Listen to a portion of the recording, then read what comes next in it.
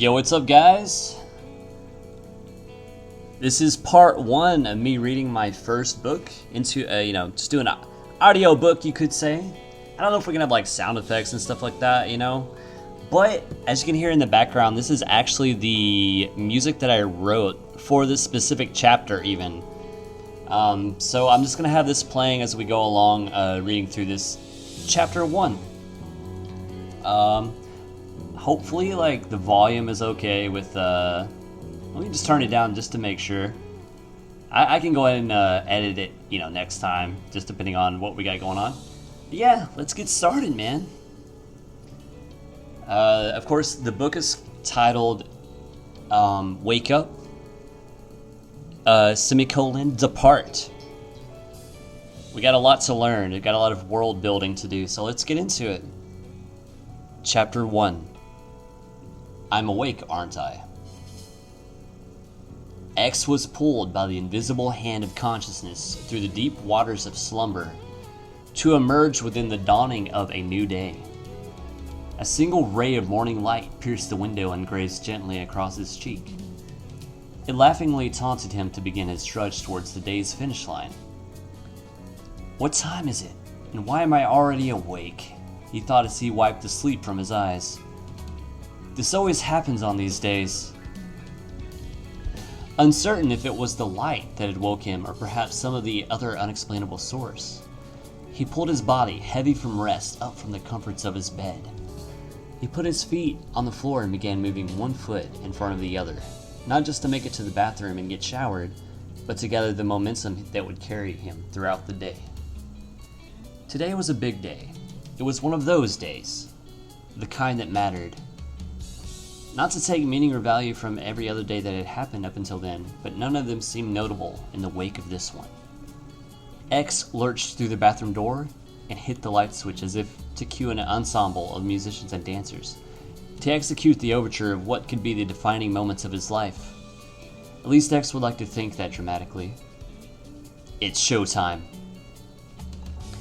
X looked in the mirror in the bathroom. His sleepy but determined dark blue eyes stared back at him. He let out a light chuckle when he realized how intense he felt. He didn't like taking himself so seriously, but sometimes he couldn't help it. He had gone through a lot, and now this was his chance to take his life back. Maybe some things in life are worth being a hard ass over.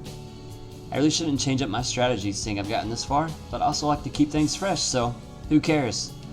He muttered to the mirror, who offered a stoic response of silence.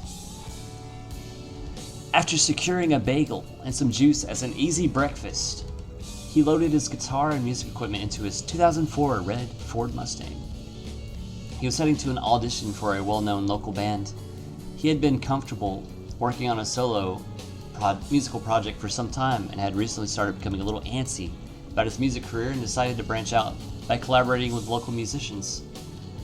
This was an opportunity he needed since his life had been riddled with sirens, empty promises, simple aversions to his dreams.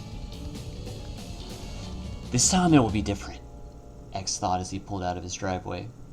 I'll make it happen. I won't let this opportunity slip away. X was determined to break the streak of bad luck he had been experiencing for the past few years. He had lost his parents in a fire earlier that year. It was something that he hadn't accepted or given the proper time to deal with. He always put it out of his mind by working on his music projects, and just kind of hoped that everything would be the way it should be when he got where he was going. Nevertheless, he discovered that he wasn't going much anywhere, and that he was just running from his problems.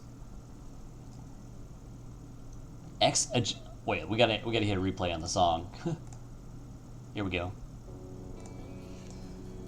X adjusted his long, unruly dark hair as he was stopped at a red light. It was a beautiful day. If God was real, he would be jealous of how gorgeous this day is.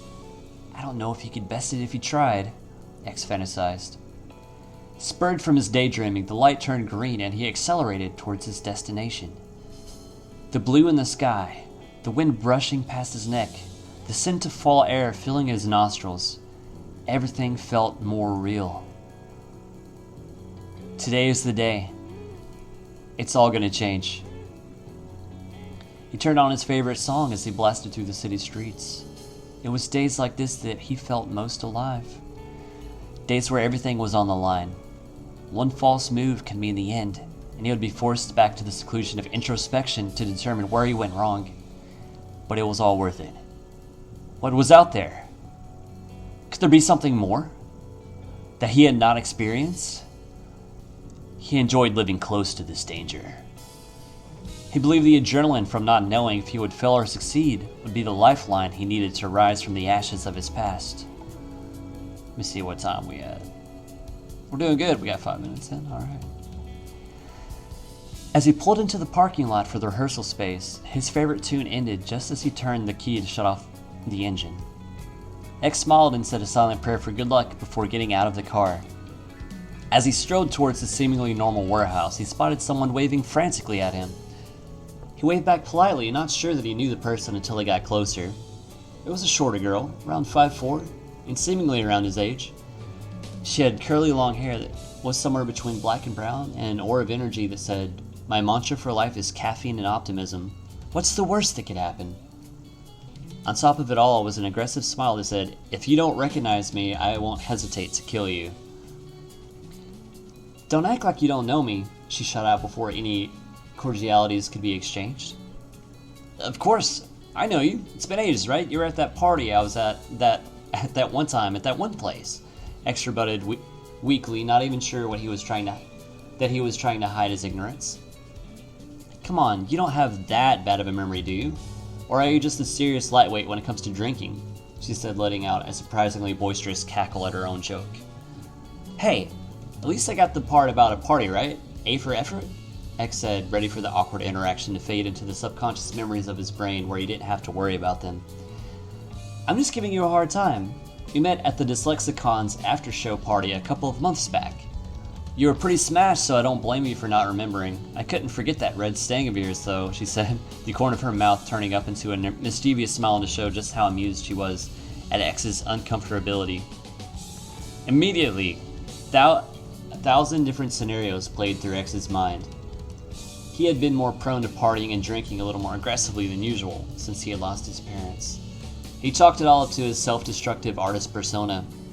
"So that was," X started. "Jesse. The name's Jesse. I'm friends with Jake. You know, the guy who invited you to the audition." "Yeah, of course, Jake. He's a singer, right?"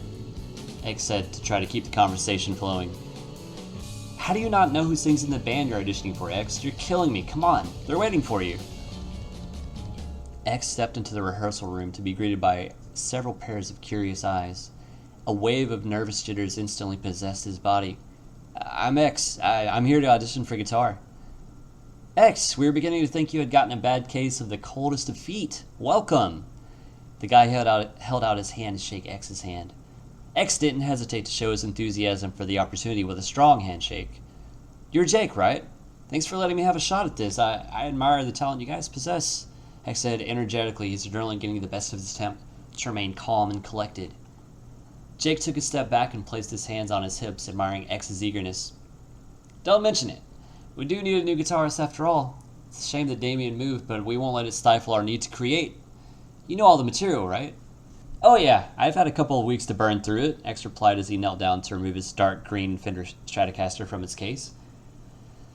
"A couple of weeks? Is our stuff that easy?" Jake said jokingly as he looked to his bandmates to see the reaction. They all laughed. The tension in the room was easing up, and X started to feel as if maybe this could be a fruitful endeavor after all. X practiced with the band for what seemed to be a short while, but the dimming light of the sun told otherwise. His hair was heavy with sweat, and his guitar's maple fretboard shimmered from the perspiration. They finished the last song, the final note ringing for what seemed an eternity. It was like a waning salute to all the things that had happened in life until that point, and a welcoming echo to what was to come. "You're not so bad after all, Mr. X." "Thanks, Jake. I truly feel like we've bonded through this experience," X said, poking at how sentimental the moment had become even though they had just met. "I'll talk with the band over the next few days and we'll come to a decision. Don't be too worried, though. You killed it." "Thanks. Actually, I really should be going. It's getting late. Even though it feels like it's only been 30 minutes. "Yeah, for sure. I can help you pack up, mate. X gathered his things and started heading for the exit. Jesse called after X before he could get through the door. Hey, I've got nothing to do tonight. Let's hang out. What do you say? Jessie twiddled her hair, showing an ounce of nervousness that was previously undetectable. X normally would have said no to such an offer. Not because he didn't like girls, but because he was so used to doing absolutely nothing. I better say yes just to keep the momentum going. I did say I want to get out more, and she is friends with the band. It's a win-win situation, right? Alright, well guys, I'm gonna cut it there. It's about 10 minutes. We've got a decent ways to go, but as you can tell, X is just trying to get out of his shell here. He's just trying to see what the world has to offer, and not only does he feel the fall air coming in into the world around him. He's starting to feel the shifting of seasons in his own life. So maybe this can be a positive note after all the tragedy that seems to have taken hold in his recent past. So thank you guys for watching, and we'll catch you in the next one. Peace.